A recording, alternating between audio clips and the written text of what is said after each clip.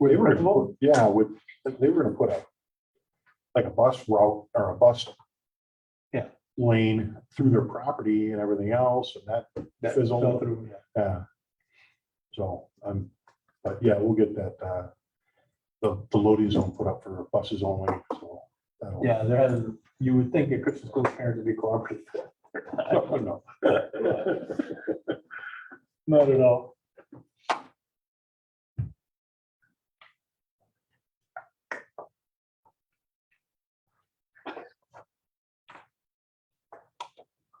Yes. Better shut it up. Gotta move your gel, that probably blocks it too. What are you waiting for? That goes flying. We have to start right at 5:30. And it's not quite there yet. Almost. Few seconds.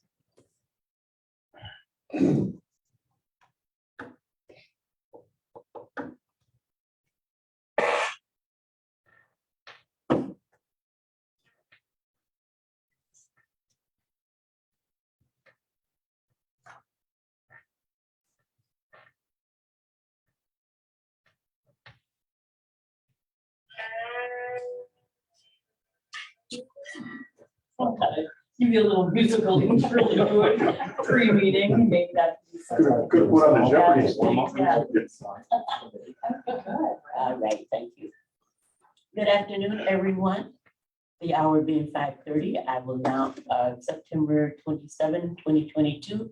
I will now call the Public Works and Service Committee meeting to order.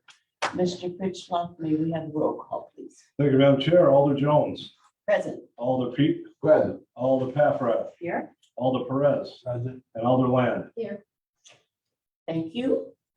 The first order of business would be the approval of the minutes from September 13th, 2022. Move to approve. Second.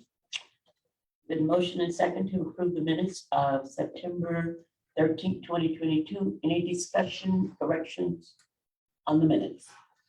Seeing none, all those in favor, please say aye. Aye. Opposed? The motion passes. Our first item is 071022, communication sponsored by the chair on behalf of Tom Mobeck, Department of Parks, Recreation, and Culture Services, to close Monument Square Drive from 6 a.m. to 4 p.m. on October 22nd, 2022 for their annual Monument Mash. Staff recommendations that the closure be approved as per Park, Recreation, and Culture Services request. Mr. Mobeck. Alder Jones, you said that perfectly. We're looking for your approval for our event that's held on October 22nd to close Monument Square Drive. It allows us to be more safe with the public that's coming to use the facility, so the cars aren't parking and driving and moving around where the activity will be taking place on Monument Square. So we've had up to 200 some, 250 some people during the course of the events. And we think this would be a good idea to close it. Thank you, Mr. Prislow. Thank you, Madam Chair. From a staff perspective, there's no issues with us. I would say that I did leave some stipulations that were not attached to the agenda for each one of you. They're right next to your packets. We're not charging them any fees. Obviously, we're not going to charge ourselves for these things. But there are a couple items in here, specifically, and probably most importantly, notification of the property owners that are adjacent to the closure 72 hours ahead of time. So out of all these particular items that we have in the stipulations, that's probably the most important. And it happens to be letter B in the stipulations that you have in front of you. Other than that, staff, this looks like a good event. Staff is all for it. So we just need to add the stipulations on to when someone makes the motion to Yes, approve this. yes, ma'am. We added to the motion. Thank you. Any questions from committee members? I would have one question. Excuse me, all the path rep. Sorry. I just put my finger up. Sorry. The time of the event? Timing of the event? I want to say it's a noon, it's early afternoon time. I don't have the exact time. Okay. And the sponsor of the event is Park and Rec? This is probably our 5th or 6th year doing it. Okay. Does that answer your question? Alder Pete? Thank you, Madam Chair. I know you've done it before, but there are no problems or concerns from the abutting residents in terms of inconvenience, not being able to get through things, or whether their merchandise can get through trucks, anything like that. Sure. Over the years, that road has been closed for different events, like First Fridays and other things. As long as the businesses are told ahead of time, they've been pretty good with us closing down that road. There's always one or two that maybe have an issue, but it seems to go good because enough people come on that street, they can get some business possibly. So. Alder Perez? So item C and D, when you get asked to do detours and stuff, they don't always get approval for one reason or another. What expertise is being used when who's creating this plan for C and D? Well, this will be the first time in a while that we've come here to close it on our own as a sponsor of an event. So I will have to work with probably Ara, because he's the engineer, to make sure we do whatever we have to do correctly. I'm not the expertise. Okay. Commissioner Rooney? Yeah, if I may, these things are if required, so, we would let them know, and in this event, we wouldn't require a temporary traffic control plan or a detour. So like, for example, it's a larger plan, maybe like Party on the Pavement or the St. Patrick's Day Parade, we would require that the sponsor like DRC would detour. For the closure of Monument Square Drive, wouldn't require a detour. So we would require them. It's just in there if required. And the same for D is if it was a state connecting highway. Again, St. Patrick's Day Parade, Party on the Pavement, Highway 32, Highway 20, then we need to notify DOT, let them know that the state trunk highway will be closed for a finite period for an event. So these two wouldn't be required, but they're just stipulations that we have in here to cover any request that comes before the committee. Hope they. Thank you. The other items on here, we don't see a problem with us taking care of it on our own with no problems. Thank you, Mr. Novak. No further questions from committee members? Or staff? Thank you. All right, thank you. Then I will entertain a motion for item 0710-22. Do not forget to add with the attached stipulations, please. Move to approve. Second. It has been motioned and second to approve item 0710-22 as per the item per the attached stipulations. Seeing no further discussion, all those in favor, please say aye. Aye. Any opposed? Motion passes. Our next item is 0708-22, communication sponsored by the chair. On behalf of the city engineer, submitting change order number 1 to contract 202-1097-2021 CCTV inspection, Green Bay Pipe and TV LLC contractors. Staff recommendation is that the change order for the inspection from Green Bay Pipe and TV LLC contractors be approved in the deduct amount of $3,321.63. Physical note, funding for the change order is credited in the following port objects: $2,171.59 will be placed in the sanitary sewers. $1,150.04 will be in storm sewers. Mr. Mullender. Thank you, Madam Chair. As stated, this is a rectifying change order for contract 2021-097, the 2021 CCTV inspection in the amount of the deduct of $3,321.63. The original contract was approved in the amount of $175,238.88 under resolution number 0991-21 on January 18th of 2022. This change order brings the total amount to $171,917.25. Basically, this change order is just a reduction in quantity televised. Any questions from committee members? Seeing none. May I have an approval, please? Move to approve. Second. Been motion and second to approve item 0708-22. All those in favor, please say aye. Aye. Any opposed? Motion passes. Our next item is 0709-22, communication sponsored by the chair on behalf of the Department of Public Works to submit final payment of contract 2021097, 2021 CCTV inspection, Green Bay Pipe and TV LLC contractors. Staff recommendation that the inspection be accepted and final payment authorized for the total contract amount of $171,917.25. Final payment to include retainage. Fiscal note, contract 2021097 was authorized under resolution number 0991-21 dated January 18th, 2022. Mr. Mulder. Thank you, Madam Chair. There's an effort to not repeat everything I just said.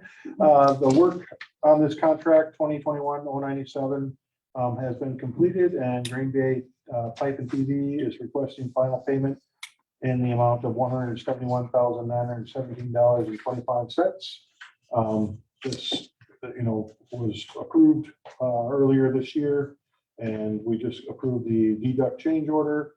And if the committee so agrees that we recommend approval of this final payment. Thank you, Mr. Molitor. Any questions from committee members? Seeing none, I would entertain a motion. Move to approve. A second. Motion and second to approve item 0709-22. Seeing no further questions, comments, all those in favor, please say aye. Aye. And opposed? The motion passes. Our final item is 0719-22. Communication sponsored by the chair on behalf of the Commissioner of Public Works, submitting amendment 2 to Fourth Infrastructure and Environmental LLC Professional Services Agreement in the not-to-see amount of $59,100 for additional environmental services, supplementing the development of transfer station plan specification and estimates.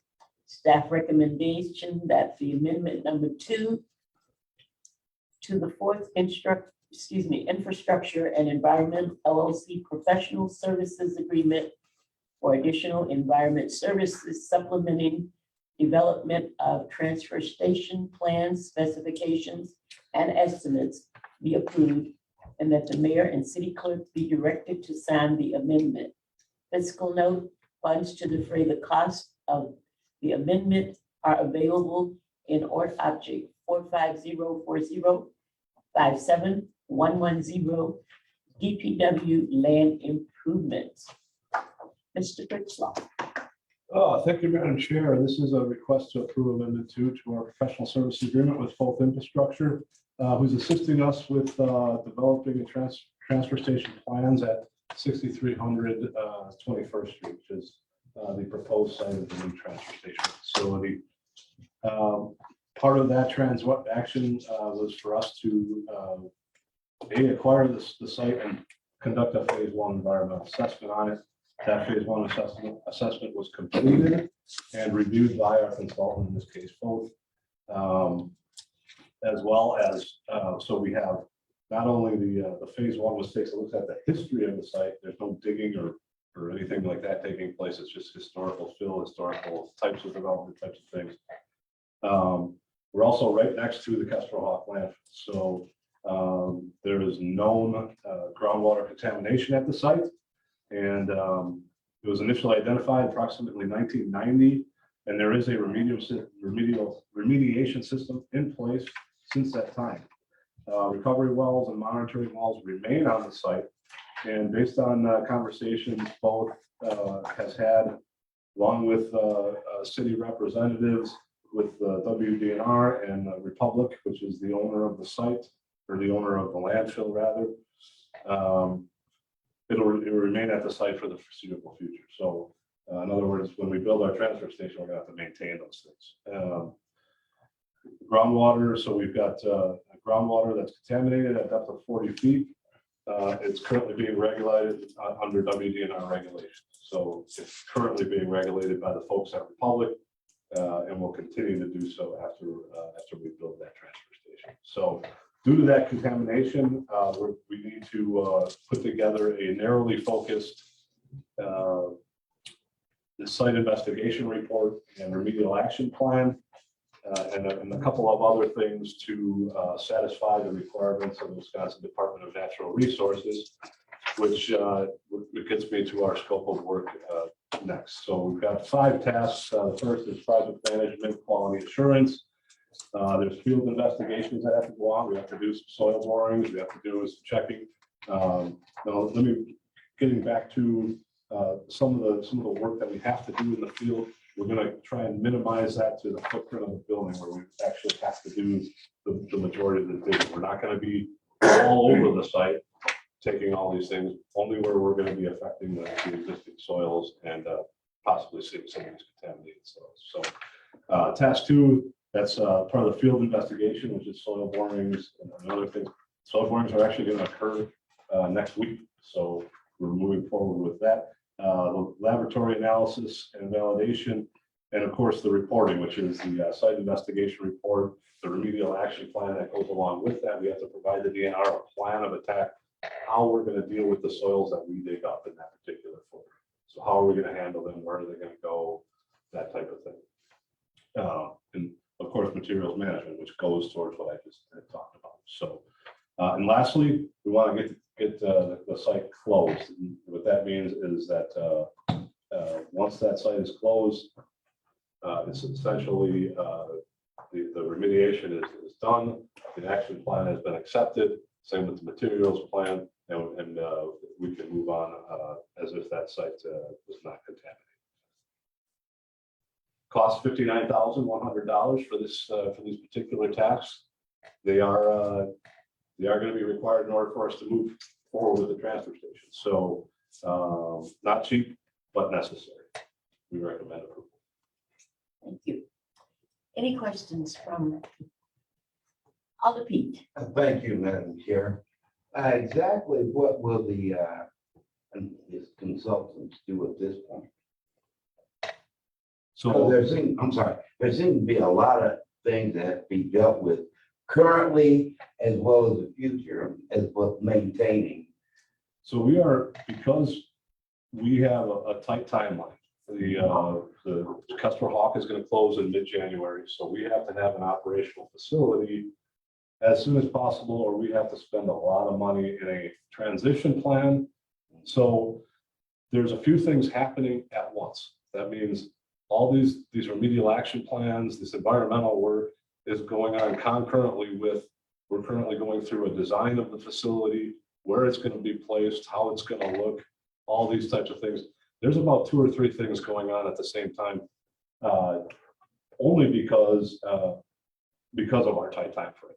So that's just the reality of the matter based on what's going on with Custer Hawk. They're planning on closing mid-January. That has not changed. I've been in constant contact with their operations manager at that particular location. So unfortunately, we have to proceed on a few different parallel paths moving forward.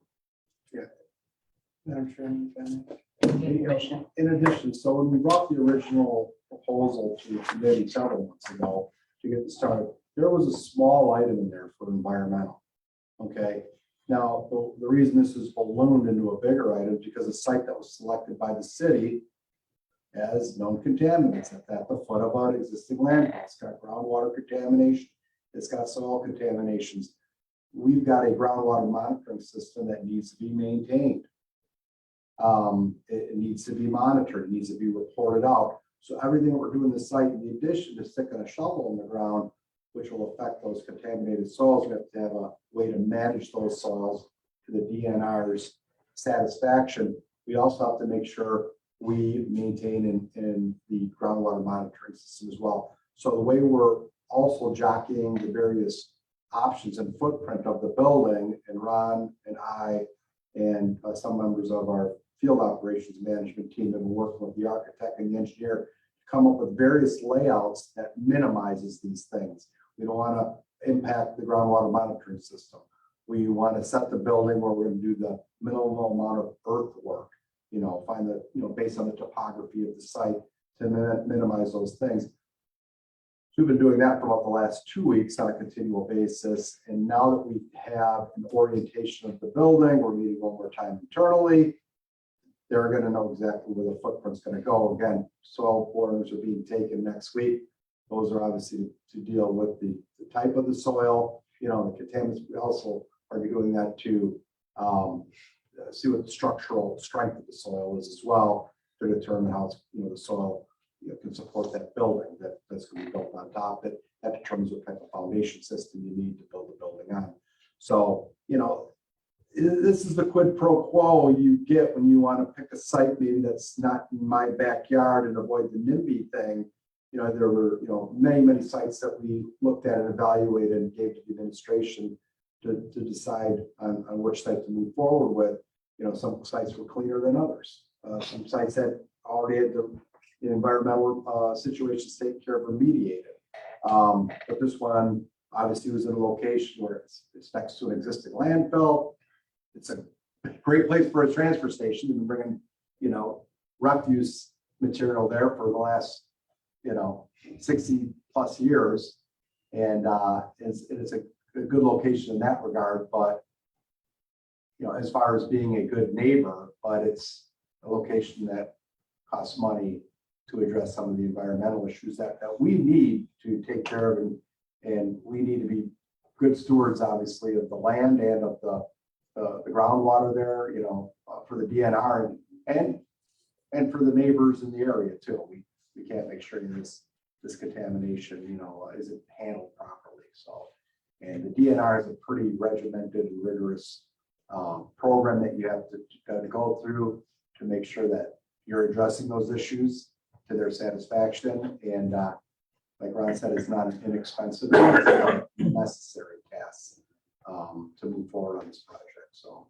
Oh, I have 1,000 other questions, but they're not really, they're related to the project, but not to the issue at hand per se. But because I understand it's a complicated problem, and I'm thinking this contamination is similar to nuclear materials. It doesn't go away. There's, as time goes on, it can get worse. It's still there. It doesn't just disappear. So there's a lot of liability involved. I appreciate what you all have to do in order to maintain all the services, all the facilities involved. Think about city liability in the future, because let's face it, like what the situation of with the wastewater system up in Waukesha, I believe it was, their stuff travels through the water system and, the groundwater system, what have you. But I guess the question I would have is, could there be, and again, you may not even be able to answer this, could we have additional service costs for making sure that we're satisfying DNA requirements, as well as being good stewards, good citizens? I think both John and I have confidence in our consultant that the costs that they have in there will satisfy all those requirements. Okay. Yeah. So both as a couple of very experienced people working on this, I've worked with the DNR for years and years and years in the past, and know these processes inside. Now, I'm not an environmental engineer, so I can't give you like the huge details, but these guys are down in the weeds and talking to these folks at the DNR, they know what they're doing. I think we have confidence in that. I'll do- I don't mean to speak to the commissioner, but maybe, No, I I think think you Ron's, can- like, both, they are, engineers and scientists, and they specialize in landfill design. So they've seen, not only a lot of these environmental issues, but they also specialize in transfer station construction as well. So they know both areas very well. They've identified many of the things that we were aware of. They've confirmed them. They've helped determine, whether they're going to satisfy the needs for our site. Like there's a story wall that exists there at the foot of that landfill, that helps keep leachates and other things out as well. Again, in the monitoring of the ground, it's not our groundwater that is being, I should say, it's not our contaminated groundwater that's being, it's the water from the landfill, but it's their monitoring system. So we need to keep it in place so they can monitor it. So they're the generators of it, not us. I think maybe that's something that maybe you were alluding to is like, do we have, issues with, legacy issues with this? Exactly. And we're maintaining the system, in place to monitor the groundwater, because of the landfill being next door. Mhm. So, I mean, Seco owned the property, but they allowed and permitted Republic to have their groundwater monitoring system on it, just through land use agreements and easements and what have you. So now we're gonna be taking on that, with Republic, and they're gonna have to monitor the landfill in perpetuity. They have to do it for That's gases. what I'm thinking. of. Yeah, so there's a lot of things that they have to monitor on the site. When the site closes in January, they just don't pack up and leave in another month after that, collect all their stuff and go. They've got to monitor that site for a variety of reasons, and it takes a long time for a landfill to be eventually closed out. And landfills do get closed out over time. They get used for other purposes, a park or a walking trail, or maybe a little place to go tobogganing on or something like that. But, they've got methane gas they have to control, groundwater, the leach, the materials that leach from through the soil, and that's what they clay line those, and they collect that. So we're just having this, we're kind of supporting, Republic's efforts to continue to monitor that site, in the future. Okay. So. The liability is, the owner of the land has the ultimate liability, or how does that part work? Not of what's being generated from the landfill, that's Republic's responsibility. Okay. But the monitoring system, that they use to measure the groundwater is on this location.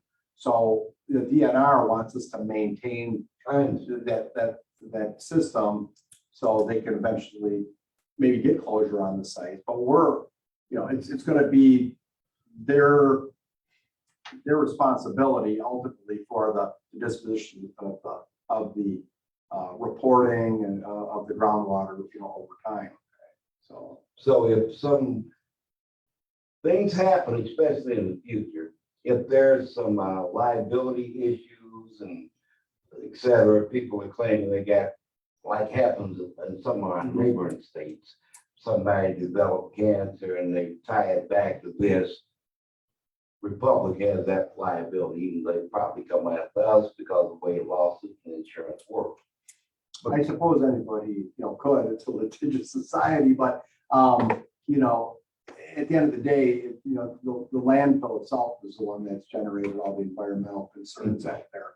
And, those are things that, I think the city attorney has reviewed, with the title companies and all the agreements to make sure that, those responsibilities lie with, those who are ultimately responsible for them. So, and we have to have great caution with the system is to not build stuff over it. That's why our building envelope, if you will, on the site is limited, because we just can't say, oh, we're gonna rip out our water monitoring system and wells and everything. So we want to build the transfer station here. No, we're moving it into a location where we're not going to disturb it, so that can be maintained. So we're not trying to alter or touch their system. We're trying to work around it, but those systems still need to remain in place to do that work.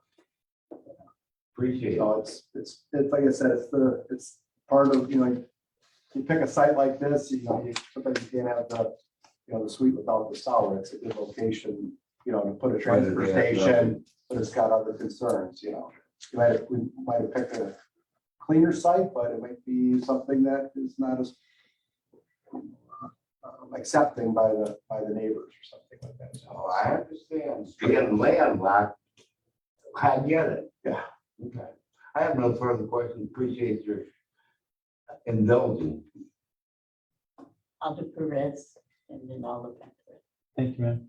And the scope of work proposal here, description, it talks about the possibility of labor shortages and delay in getting parts because of the way the chain is working right now. Do we anticipate any of that at this point? And how would that delay this process and cost? environmental work. Yeah, here in the proposal, there's mention, I think in the back about possible delays because of the supply chain and shortage of workers and assumptions. 5, 6, 7, 8, and number 8. How would that affect the cost and the time that we suspect this will work, if in fact that comes to? I think that's something that they put in there. It's kind of boilerplate in their agreements. And I think for this type of work, there's not going to be a problem with labor shortages or supply chain issues. This is all being handled by folks internally with their engineers and scientists. I think this is kind of boilerplate. A lot of consultants have put it in there because there have been delays on delivering projects because of COVID, that type of labor shortage or things like that, and supply chain issues. Now, we may deal with some supply chain issues and possibly some delays when it comes to the construction of this facility. We can't predict what the market's going to look like, when we let this project out. Hopefully later this year and start receiving bids on it. We may find out that, what would normally take 6 to 9 months to build, maybe it'll take 9 to 12 because of, supply chain issues with materials, what have you. But it should have no effect whatsoever on this part of it, the environmental. How far Ron, am I missing anything or? No, I think the only other thing I'd add is that, specifically with regard to the construction of the facility, we're looking at some ways to mitigate some of these supply chain issues with maybe trying to get some materials, ahead of time? bid out ahead of time so that we can maybe save a couple of months here and there, In order components for the transfer station, like the compactors, the scales, the things like that, we can start with and get those things ordered, in advance and have them delivered to the sites. Those are definite things we're looking at. And we're even considering looking at trying to incentivize the contractor in the construction documents that we'll put together to say, hey, if there's a way you can keep this on schedule or accelerate it, we may be able to reward you with that monetarily. Because every month that we're in this transition plan of hauling waste to who knows where, Franklin or maybe Western Kenosha County, that's going to cost the city real money because that's fuel, labor, and equipment that's going to be hauling this waste to another location. So, if there's a way we can incentivize it to make sure it gets on dime or gets on a little bit quicker, that could really pay dividends on the back end. What's our projected completion time? Don't know yet.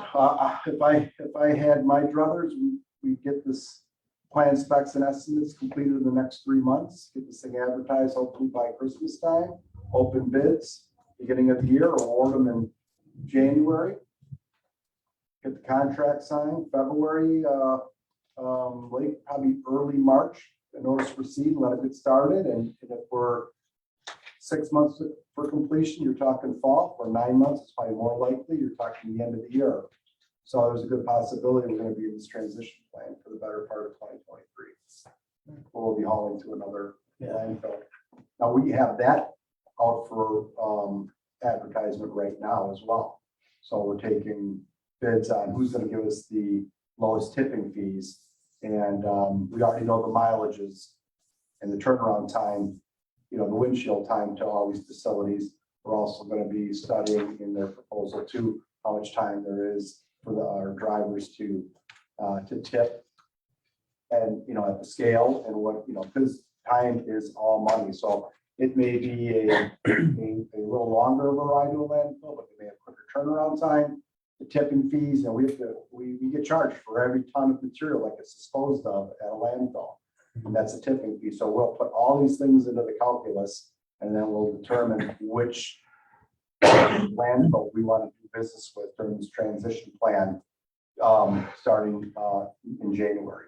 So we will, the purchasing agent right now is securing those proposals. Again, we have a lot of parallel things going on, a lot of things at the same time for this project. Everything is affected by this landfill proposal. Even our plan to get rid of the material that we pick up with street sweepers, and we do, we clean the streets of the city, we sweep all 250 plus miles of them, and we dispose of that material. You see big piles in the road, we do the sweeper dumps, and we have a loader come by, pick it up, load it, truck. Where do we take that to? The landfill. We're having another plan right now being taken care of by the purchasing agent to handle our sweeper dumps. They have to go to another location.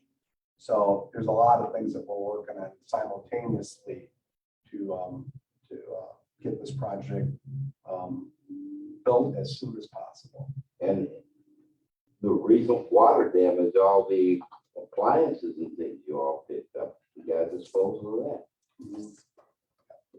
You did I'm getting off track, but you did a great job for that year. Alder Pete, excuse me, Alder Perez still had. I'm sorry. Alder, No, that's good. I'm glad to hear that at least we have an anticipated timeline. And it's good that you let us know that it'll be at least another year before. We will can keep move the forward. Public Works Service Committee and the Common Council informed as discussed. This is a very important project. This is our biggest project for 2023 in Public Works. It affects so many things that we do, and it's the additional labor. And we explained that to committee of the whole in the spring. The additional labor and the number of trucks that we're going to need during this transition plan. We're almost doubling the number of employees driving around picking up refuse. Why? Because we have to put more forces on to collect it so we can get it to one of these landfills, come back, get back on the routes, and go back out there, because we dump twice a day at Crestral Hawk here. So we're going to be adding more vehicles and more drivers, and that impacts all of our services. So you think about that during snow and ice operation, the extra employees, we have a plan to address that with the Parks Department. They're going to be assisting us this winter so we can provide both services to the citizens of Racine. We don't want to say, we can't pick up your garbage today because we're going to plow the snow. We have to hold on. We want to be able to do both. That's why we're here. Well, it sounds like a very broad and ambitious plan, and I hope that it all works out, because there's a lot of parts involved. Number one priority. Great, thank you, sir. Alder Patrick, and then Alder. Thank you. So the property on 21st Street has been purchased by the city, yes? You would have to check on the status of that with the city attorney and city administrator. As I understand it, I believe they have accepted an offer, and then they just have to determine a closing date. Okay. But we have permission to go out there and do the things we're doing during this Sure. plan. Yeah, with the owner. So we're out there doing surveys and what have you. So Right, we don't own it yet. got it. But I believe that is another thing going on concurrently. and Sure, That Ron and I really don't have a part of that's being taken care of by the city administrator, the city attorney, okay, and some title company, I assume. So, sure. yeah. I just wanted to make sure that was moving along before, I'm guessing we're not gonna be doing this level of work if it isn't sort of a done deal, that we own the property. It is done as far as I know, as the setting the closing date. They have I believe the email was today. Yeah. That came up that said that they have signed off, and we have like a 60-day period, I believe, where we can back out. Due diligence. Yeah, but we're not back out. And our recommendation was, please proceed as quickly as possible. We got a closing date set up, Right. So that's ours, and I believe city administrator as well concurred with that, said Scott, get the closing date set up with the title company. Okay, Let's close on the property. But that hasn't been stopping us because the owner of the land, Seiko, and the folks that are operating on it, Republic, have been working with us very cooperatively, allow us on the property. I've been out there with the DNR and both myself on the site. Ron's been out there. okay, This, we've hired a survey company to survey the property, get an Alta survey, find all the restrictions and easements, everything like that. We'll be able to do soil borings, and this has been going on with complete cooperation of all parties to access that land. So, yeah, it was a big concern of ours. All the Pat Pratt was like, we don't want to get the cart in front of the horse. We did all this work and we don't. technically owning it, Right. okay, So I think that's been something that the city attorney and city administrator have been working with the property owner and working on this good faith agreement. Say, hey, we're very serious about the purchase here. okay, And I think that's why it's ready to go to close. okay, But they give you an update as to when that'll actually happen. okay. And if I hear it for you, I can certainly send you an email, the whole committee, and say, hey, we've But the heard. deal is set, it's just setting a closing date. It Because is. the money's. It is. We have out. 60 days to, and there's no reason to delay. Might as well set up that closing date. Let's go. Okay. And so what we're talking about approving tonight is an analysis phase. So that has nothing to do with the actual remediation costs.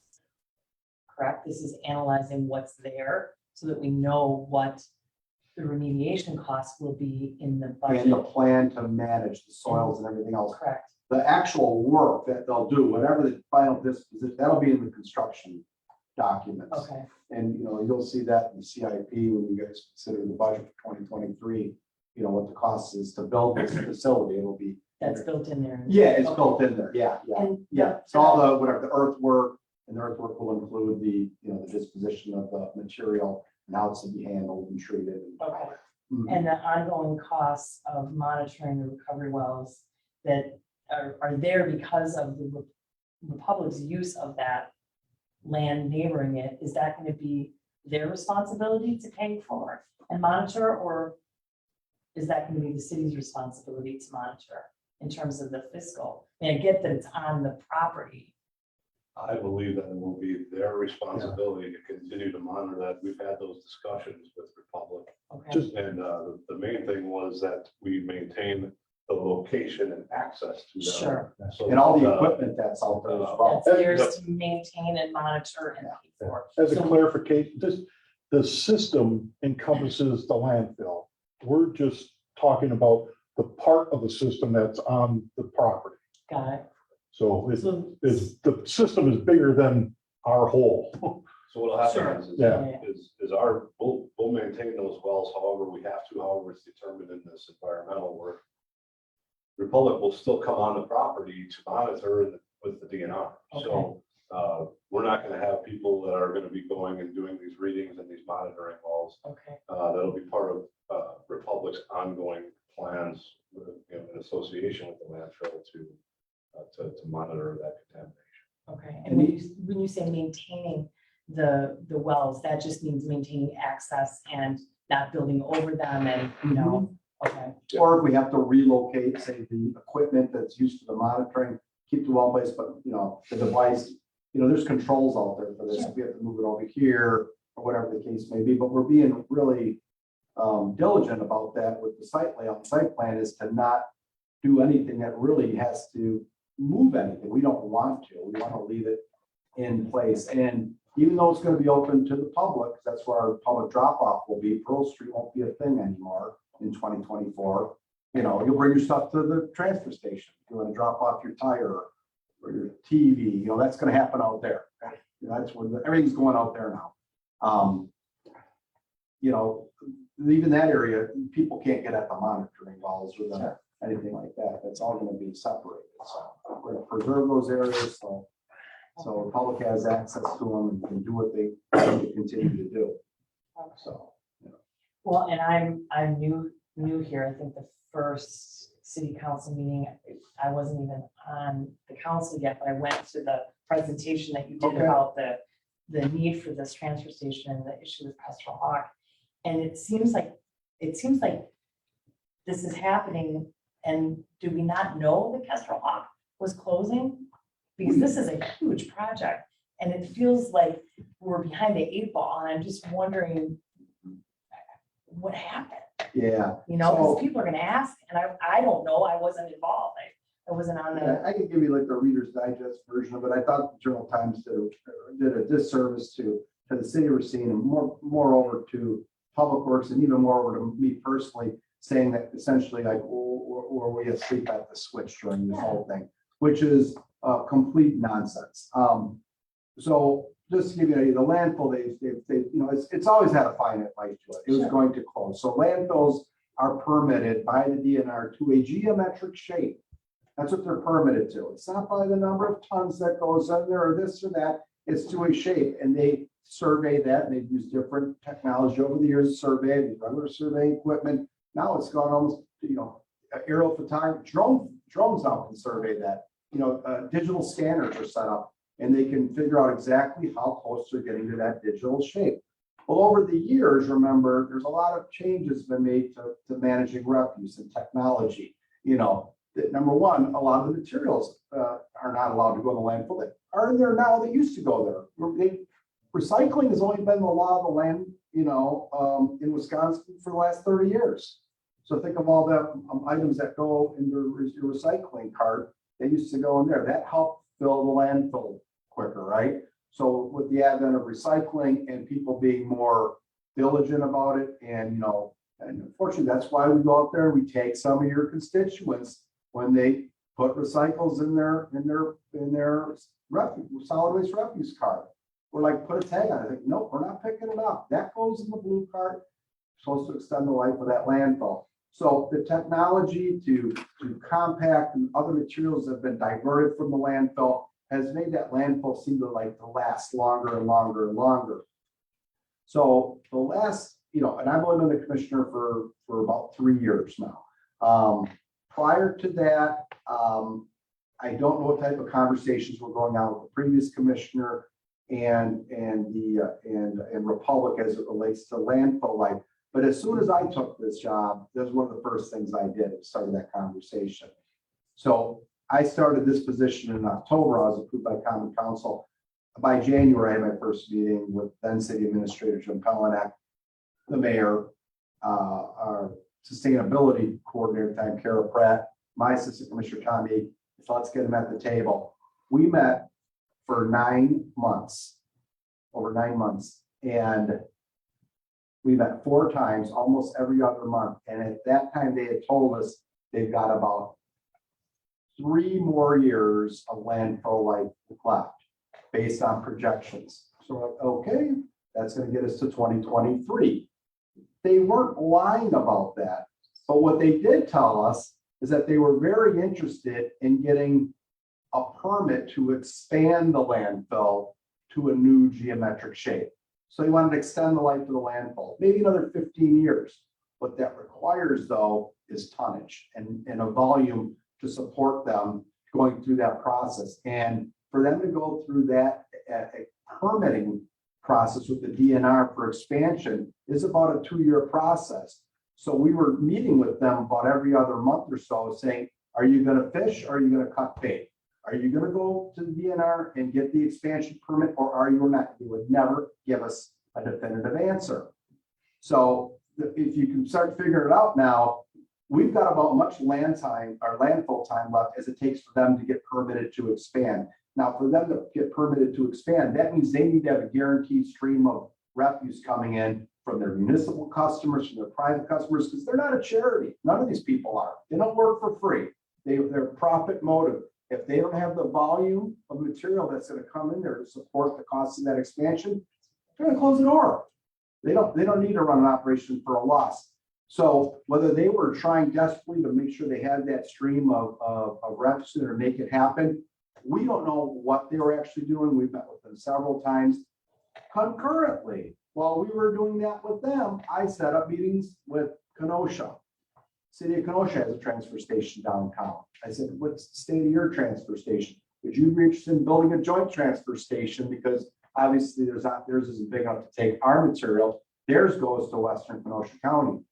And I said, should we look at a joint venture between two municipalities? So we set up meetings with Public Works Director, City Administrator there. Turns out they're all set for at least the foreseeable future for 5 years. So they didn't need to go through any big capital or operating expense changes. So I appreciate that. Once we had that from them, and we no longer had confidence that we were getting a straight answer from Kestrel Hawk, that's when I put together an RFP to find a consultant to start coming up with a plan. That was towards the end of 2020. We hired them, they got working on it. And it took a while to start preparing those documents that we all reviewed. So it's been a long effort. I don't know how I could have started it any sooner. I wish Republic was a little more open about what their plan was, and ultimately they did wind up closing, and that's fine. That's a business decision that they had to make. I don't fault them for that. I just wish that maybe the conversation would have been started a little bit sooner, or we would have known a little bit more about it. So those are great questions, but that's where we're at today. And you know, if we would have known what we known a year prior, we'd probably have the transfer station built around the time they're closing. But you know, there are other players involved at that time. So Ron, myself, and our staff is trying to move this along as expeditiously as possible. And you know, there's a lot of things we were doing. And then once we completed the study, it was all checking out what sites were available and then offering up to the administration so they could see what the common council would support for locations. All these things take time. You know, you know, you don't buy a transfer station, you know, like you do a shed at Home Depot and put it in your yard. I wish it was that simple. It's a long, and of course, even building a transfer station without these environmental issues that we're dealing with, there is still a huge DNR component of approving and permitting a transfer station. I mean, we are handling refuse there. DNR regulates this transfer station just like they regulate a landfill. Not as stringent, but there are a lot of regulations around it. We have to perform and operate at that transfer station to the expectations that we will have in our permit. And we want to make sure we're doing that correctly, stay in good standing with the DNR. When we're permitted to operate a transfer station. And we'll be operating refuse, solid waste, you know, municipal solid waste out of there, and we'll be taking recyclables out of the transfer station. And that's going to save us costs in the long run. We won't be hauling recycling out to John's out in Norway anymore. We're not going to be making these trips with our vehicles out there. All this material will come there. It'll get disposed of daily. It'll get compacted on site, scaled, and a hauler will take it off. And that's a much lower cost than what the alternatives were. And that's what we showed when we did the plan or the study, I should say. So Appreciate I that. saw there's a longer answer than you needed. No, I appreciate that because I think that it's something that people have asked about and I didn't know. Yeah. Thank you for that. And I appreciate all of your hard work in figuring out a solution to it because we all want our garbage taken away Yeah. and our snow plowed. And I thank you for that. Well, we appreciate your support. Does that answer all your Yes, questions? thank you. Alder B? Oh, no, I don't have any more comments. Oh, okay. Any more comments from any committee members? If not, then I will entertain a motion. Move to approve. Second. Been motion and second to approve item 0719-22. Seeing no further discussion, all those in favor, please say aye. Aye. Any opposed? Motion passes. That concludes our meeting for this afternoon. Thanks everyone, staff and committee members. Have a nice evening. You also. Thank Good you. luck, guys. We really appreciate what you do. Thank you, sir. If you didn't do it, people would really know what you I think it depends on. I'm not 100% sure.